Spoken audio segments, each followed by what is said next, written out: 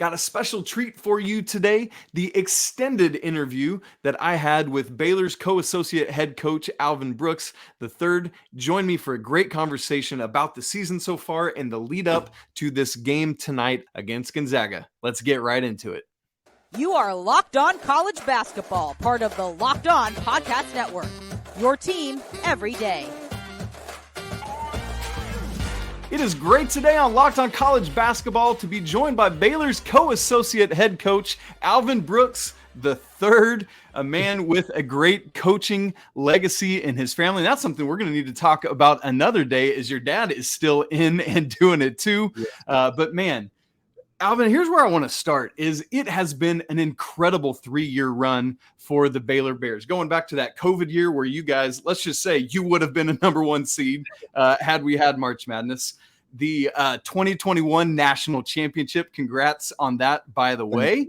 And then last year, another number 1 seed. We'll call it 3 in a row because it would have been. And with that wild game against North Carolina in the second round where you guys just had one of the most insane comebacks I've ever seen, just fell barely short in overtime for Baylor. What has it been like for you and the rest of the coaches to go on this 3-year journey? I think it's actually been amazing, to be honest, to have the winning percentage that we have the last 3 years. I want to say out of Power 5 schools, we have the best winning percentage out of any other Power 5 school. And, I think back to, the meeting that we had before the previous year, and Coach Drew talked about our program going from good to great. And we had a long meeting about some things that we needed to do in order for our program to go from good to great. And it was a lot of discussion about things that happened in the past and things that were good in the past and things that if it happened again, we wouldn't allow it. And I think the culture shift was a big reason why we are where we are now. And a lot of that has to do with Coach Drew being a great leader that he is. I mean, before that, 2 Elite Eights, multiple NCAA tournament runs. So it's not like it wasn't a good program. That's but right. For him to recognize that it was another level that we could get to and being willing to change some things. I mean, we were playing over 50% zone at that moment. And we ended up having the personnel to play more man, and we ended up playing way more man defense the past 3 years. And, a lot of success goes to us having the right players, to be honest. We have players that are gym rats and they have great character, and you're only as good as your players. I don't care how great of a coach you are. We've had great young men and great student athletes to help us get the program to where it's at. Man, what a joy it is to get to coach young men of not only that talent, but that caliber and character. I know that is a special treat for you. One of the things, Coach, that you've told me before, as you talked about going from good to great, is that one of your goals as the team is to get 1% better every single day. What does that mean, and what does that look like for the Baylor basketball program? Well, Tony Gaskins is an inspirational speaker, and he spoke to us maybe 3 years ago. I mean, he spoke to us again today, and he does a great job of sacrificing his time and his own money to pour into our program. And he talked about going 1-0 every day. And when you think of 1-0, I think in general you think of 1-0 just for the day. Well, he said no. What time are you waking up? If you're waking up early, then you're 1-0. If you're sleeping in, then you're 0-1. Then after that, you reset. And now what are you eating for breakfast? Are you eating a healthy breakfast, or are you eating candy and drinking soda? And that depends if you go 1-0 or 0-1. And now you reset and you just move on. Like, are you on time to class? Or are you late to class? If you're on time or you're early, then you're 1-0. If you're late, you're 0-1. And then you reset. And then at the end of the day, you want to have way more wins than losses. And I think it keeps you focused on the small things that means a lot. And the small details makes a big difference. And I think us as a program, we really bought into that. and it kept us focused. So now when you're in a run like we're in, you're not focusing on what's going on around you. You're actually focusing on, all right, this is what it takes for me to go 1-0 in this aspect. Yeah, boy, that's so inspirational. I love it. Something I'm inspired just listening to. I want to start applying that to my own life. One of the things that I've observed a lot about this Baylor team is even in the midst of all this success, you guys have had to deal with some major injuries to major players. I think about LJ Cryer. I think about Jonathan Tchamwa Tchatchoua, who's still working right now to get back. Langston Love, who's back this season. How do you all as a coaching staff address those what seem like very negative things, address it, work on it, overcome it, and continue to succeed at a high level? Oh, I just think that's the great thing about being a part of a team is obviously they're all very instrumental into our success. And so we try to, pride ourselves in saying next man up and having the character and the talent to have another guy willing to step in that guy's place, and then other guys actually raising their level even to a higher level. Before, this, Tristan Clark was a sophomore, and he was leading the country in field goal percentage at 70% as a sophomore. And then he hurt his knee second conference game against Iowa State, and we went from throwing the ball in the post to him almost every possession, and to now trying to figure out in conference play, okay, how do we play without somebody to where he's giving us a basket 70% of the time? And, that's when Freddie Gillespie became Freddie Gillespie. He had the opportunity and he continued to grow. And Mark Vital and Jared Butler was a freshman, and Makai Mason and Keem McClure we had different guys just step up. And, obviously having Davion Mitchell and Maceo Teague and, those guys redshirting, I think it helped grow our program. And we've had a chance to have older, experienced guys. And, we have certain habits that we believe in, and they have bought into the habits that it takes to win. Man, yeah, that's so helpful. And one, I'm not even these guys' coach, but to see somebody like LJ coming back this year and from going from an injury to just being back and playing at such a high level, what is it like for you as a coach to see a guy come through that and come back and perform at such a high level still? Man, it's one of those things where, you thank God that, someone that loved the game so much is able to continue to play the game that they love. And, when LJ had surgery on, both feet. I mean, he tweeted it out, he documented it. And it was in Wisconsin. He went to a specialist, and, I was there with him. And, just to see from that time to now, the sacrifice that he's taken, I mean, it's just unbelievable. I mean, he's worked extremely hard. And, the great part about it is if you didn't know that he was hurt, he never shows that it happened. And so he practices every day. He does extra workouts every day. Like he's the LJ that he was in high school.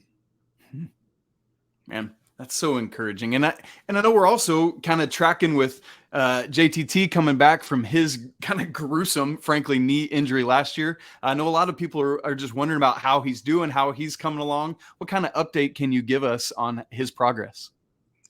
John is way ahead of schedule. I mean, he's very inspirational. He's working out. I think the doctor said he wouldn't work out until January, and he's been working out for I don't know since when. But, I mean, he's one of the hardest workers that I've ever coached, and he's working extremely hard to get back to where he was. I mean, obviously, I don't know where he is. I'm not, the trainer or the doctor, but I definitely know that he's ahead of schedule. So, I mean, he's in the gym working out. He's shooting, doing individual workouts by himself. He's around us every day. He's a huge part of our program. And, kind of one of the main heartbeats of our program, to be honest. Yeah. Well, man, we all hope that he will be back on the court soon, and I know would be a welcome addition to the Baylor Bears 2022-23 front court for sure. A couple weeks ago, you guys participated in the main event there in Las Vegas. Frankly, to me, it was the best 4-team MTE in the entire nation. I mean, we have Baylor, UCLA, a resurgent Virginia team, man, coming back from last year's kind of downturn, and Illinois. I was really hoping you'd have to play Illinois so you could give it to Matthew Meyer a little bit after he left Waco. But, man, what a great tournament. You guys lose to Virginia, and then you come back, you beat UCLA. And honestly, I think all 4 of these teams are second weekend NCAA tournament teams as I look at them. What did you as a coaching staff learn about your team at that event? I think the biggest thing is you find out, okay, what do we need to work on? All teams are great. And, at this time of the year, early in the year, you tend to play games that most of the teams you may have a little bit more talent than. But at that tournament, with everybody having a lot of talent, now it comes down to, execution. And I think Virginia, they had the experience of executing together for a lot of games last year. They returned 91% of their scoring. And so Keyontae Clark's been there since 1950, if we're being honest. he had the best assist in program's history. So, man, to have somebody to play against an experienced team like that, I think it helped us tremendously, and we were able to grow from it. And then obviously playing against UCLA, it was the same. And, none of us wanted to play Illinois just because, we still love Matt. And then a lot of people don't even think about it, but Dane Danger was also with us as well. Great point. Yeah. And so to have to compete against, 2 people that you love, that would have been really tough. Yeah, absolutely. Well, the Bears now are up in beautiful sunny South Dakota, where it's very, very not warm at all. You told me earlier, thankfully the sun came out a little bit today and melted the ground. Thankfully, as you said, you don't have to play outside tonight. It's going to be Friday, as we have a rematch of the 2021 national championship game, the Baylor Bears and the Gonzaga Bulldogs. We want to talk about that in just a second. This episode is brought to you by BetOnline. BetOnline is your #1 source for sports betting info, stats, and analysis and news. Get the latest odds and trends for every professional and amateur league out there. From football to basketball to soccer, what up World Cup, and esports, they've got it all at BetOnline. Make sure you check out their line for tonight's massive matchup between Baylor and Gonzaga. And if you love sports podcasts, you can find those on BetOnline as well. They're always the fastest and easiest way to get your betting fix. So head to the website today or use your mobile device to learn more about all the trends in action. BetOnline, where the game starts. Boy, we have a massive game tonight as Baylor and Gonzaga meet in all of the most beautiful places of America, South Dakota, for, as we said, a rematch of the 2021 national championship game. We are joined today on Locked On College Basketball by Baylor's co-associate head coach, Mr. Alvin Brooks the third. Trey, you love it. So here's my first question. In a time when so many basketball coaches and programs are unwilling to go anywhere and play anyone, especially Power 5 high-level schools, why is Coach Drew, why is the Baylor program so willing to do that? I think at the end of the day, in order to have talent and continue to recruit talent, you have to play against talented teams. Interesting. And so our motto is iron sharpens iron. And so first of all, we feel like if we have student athletes that are, very talented, then they're helping one another get better in practice every day, because iron sharpens iron, because we practice way more than we play.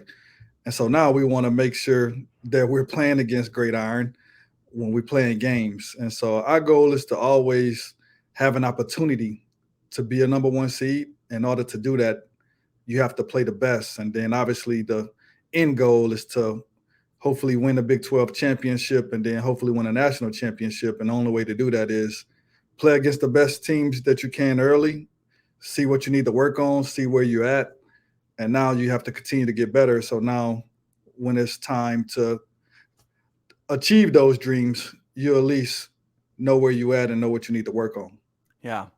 Well, and part of that, as we saw earlier this week on Tuesday night, is before this matchup, the Bears traveled up to Milwaukee to take on Marquette in the Big 12 Big East challenge or battle, I guess it is. And Coach, I know it's a tough game. Took it on the chin a little bit, 96-70 loss to Marquette. What have the days since been like? What are some of the things you all have been talking about to rebound as you prepare for this game against Gonzaga? Well, first of all, we knew the first road game is always tough for anyone. Yeah. And especially when you're, a top 10 team and, you're going to have a bigger crowd maybe than you would normally have. And then the guys or whoever you're competing against are going to be motivated to play against you. Right. And so, Marquette played well. Got to tip our hats off to Marquette. And, I think the biggest thing is I don't think we played our best game. And, whether they may had a lot to do with that. And, I think some of that could have been us, but we didn't perform as well as the Baylor Bears normally perform. And, that was, one of our worst losses in a long, long time. And so, yeah. I think, as a staff, we stayed up and watched the film till 4 a.m. Together. And so, our goal is to put our student athletes in the best position that, they could be in. And so, the biggest thing is I love about college basketball and that we love about college basketball is we have another opportunity tonight. Right. And so that's the biggest thing is we don't have to wait a week like college football or wait a week like NFL. Yeah. We have another opportunity to get better and another opportunity to, show who the Baylor Bears are. Yes, and I know everyone is kind of chomping at the bit to see what that's going to be like. And one of the fun things about these two teams, about Baylor and Gonzaga, and one of the storylines heading up to the national championship game was this interesting bond that Coach Drew and Coach Few have formed, and the way the coaching staffs come together. And I know that's got to be fun within the coaching fraternity. So my question is, how do you bridge that gap of being dudes off the court and then moving into competition mode once the ball is tipped? I think it's just a part of life. Coach Jake is on our staff, our co-associate head coach. He was actually at Gonzaga. And so he's been with us for 6 years. And, but before that, he was with Gonzaga when they played in the Final Four. And, him and Mark Few are very close. Like I know that they talk often as well as Coach Drew and Coach Few. And so, I think it's just a part of it. I mean, I had to coach against my dad in the Final Four, and I love my dad to death. But, he also taught me when you're on the court, it's time to compete. And so it's like anything in life. It's not easy, but, at the same time, both teams know that we have really good teams and we, could see each other in the future. And, the biggest goal is, we were scheduled to play them the year that we played them for the championship before COVID hit. So, and that was canceled like right before tip-off, wasn't it, if I remember correctly? Yeah, I remember walking out of the hotel room with my bags and walking down and seeing Jared Butler and Davion Mitchell in full uniform. And they asked me, "Where are you going?" I say, "I'm going downstairs." It's like the game canceled. I was like, "No way, I'm not playing." And then like 2 seconds later, we receive a text, "Everybody meet at such and such." I was like, "Oh, here we go." And so I think it's an opportunity for both teams to compete against the best. And I think, both coaches don't they don't run away from playing the best. And I think that's definitely a great thing for college basketball. I completely agree. I think it is a tribute to the game. And so on behalf of college basketball fans the world over, thanks to both programs for leaning into games like this. Speaking of which, man, on the Gonzaga side, as you look at how your team approaches this defensively, here's Drew. Speaking of somebody else that's been in basketball since 1950, Drew Timme is back manning the front court for Gonzaga, and a preseason All-American. And as we already talked about, you are missing one of your key front court players in JTT. How do you go about defending Drew Timme in this game, and what is it that he does so well? I think the biggest thing is we try to preach team defense. Um, our biggest strength is defense as a unit and having a connected defense. So, it would never be one-on-one, no matter who we play against. We always pride ourselves on making sure that they see bodies. And so, obviously, Drew is going to be, Drew. I mean, he's played at a high level for a long time, and he scored a lot of buckets for a long time. But you know, Drew being from Texas, we kind of we recruited Drew, and so great family, great person. But at the same time, we're gonna miss John, but Flo has also been here. Flo Thumber has been here for a while. He started for the national championship team. That's right. And so, it'll be a chance for Flo to be able to show, how good of a defender he is. And also, just as a team, I think I'm interested to see how the crowd is going to be. I know the game sold out in 6 minutes. And so it'll be interesting to see. Hopefully it's a crowd that's just there to enjoy basketball.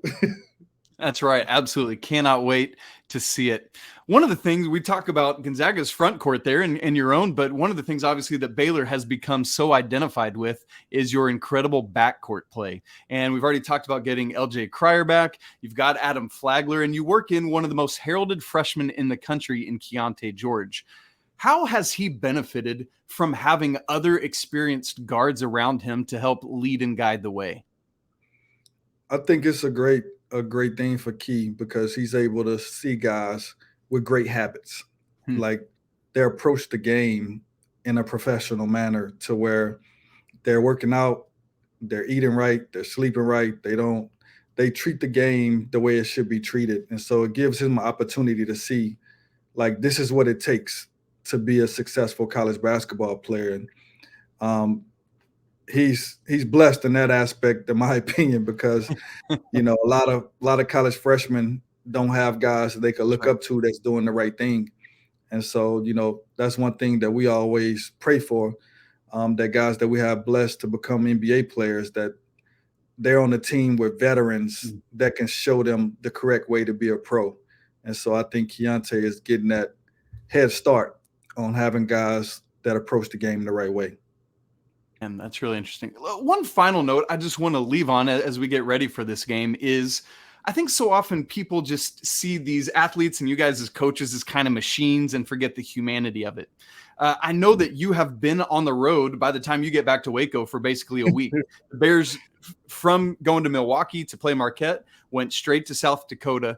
I know these college athletes, they're old teens or young 20s, are resilient and are in the best shape of their lives. But what kind of toll does a trip like this take on a team? I think, you try to look at it on the positive side as far as it's a way to team build because you're spending a lot of time around one another. So, we actually go out to eat at a restaurant. And so it gives them an opportunity to spend time with each other, laugh and joke and, more than just basketball, than just seeing each other on the court. And then, sometimes we have a little team activities, whether it's Uno, we play Connect Four or whatever it may be. We try to do, we're all competitive. So we try to do a little something to make it not just about basketball. And then obviously one of the great things about it is that we're blessed to have is we have our academic advisor here. And Nice. So we have study hall on the road and to make sure that they understand that, they're a student first and then, athlete second. And so it's pretty cool. Obviously, you miss your family as a coach. Sure. And, I'm excited. My 7-year-old, he started playing basketball and I get a chance to watch his first basketball game on Saturday. And so it's on the road, it's tough, but I mean, obviously we all love basketball and we love one another. So it's great when you're around great people. Like, to be honest, like if it was a team of, not good character, I'm sure we'll be dreading it, but we have great kids. And so because of that, it's a joy to be around them every day. Man, that's so great. All right, folks, get ready for this matchup. The Baylor Bears 6th in the AP poll, Gonzaga Bulldogs 14th. tonight, Friday, 8 p.m. Make sure you check it out. Coach Alvin Brooks III, best of luck to you and Baylor tonight as you take on the Bulldogs. Thank you. Big thank you to Coach Brooks for joining us on today's show, giving of his time. They got a busy schedule while they're up in South Dakota, and so it means so much that he would join us and just share some of what's going on with Baylor basketball and get us prepped for this game on Friday night. We really appreciate you tuning in with us. If you're not already subscribed to the show, it would mean so much to us if you would do that. Smash the like button and leave some comments as well. Make sure you check out today's full show where we also talk about the Texas and Creighton game. You can find that on our YouTube channel and anywhere else you get podcasts. Hey, until we talk to you next time, peace.